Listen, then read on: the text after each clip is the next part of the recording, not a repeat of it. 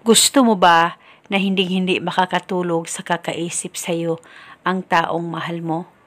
Lalong-lalo na kung LDR kayong dalawa. At minsan na lang siyang nagpaparamdam sa'yo.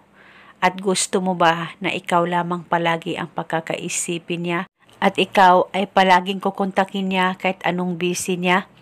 Ay ikaw lamang palagi ang magiging laman ng isip niya? Kaya gusto mo ba na hinding-hindi siya makakatulog sa kakaisip sa'yo pagkatapos mong gawin ang ritual na ito? Pwes, gawin ito na buo ang loob at tiwala mo. Basta gawin ito bago ka matulog. Ang gagawin mo lamang bago ka humiga, umupo ka muna dyan saglit sa higaan mo. Mag-focus at mag-concentrate ka. Pakaisipin mo ng mabuti ang target. At dapat wala kang ibang iniisip kundi siya lamang. At dapat tahimik ang nasa paligid mo.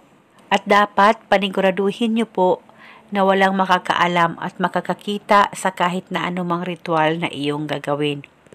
At habang iniisip mo ang target, ay tawagin mo lamang ang pangalan at apelido niya ng 11 times. Wala na po kayong kailangan pang banggitin o ibulong na spell, basta tawagin mo lamang ang pangalan at apelido niya ng 11 times. Dapat alam mo ang tunay na pangalan ng target nang sa ganun mapadali po ang talab nito.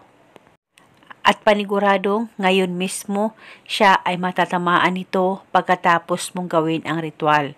Basta dapat 100% ang paniniwala mo sa mga ganitong pamamaraan.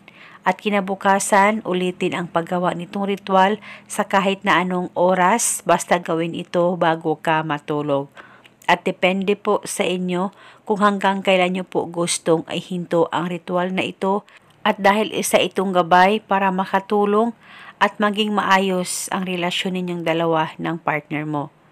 At eto muna sa ngayon, maraming salamat po sa panunood. May God bless.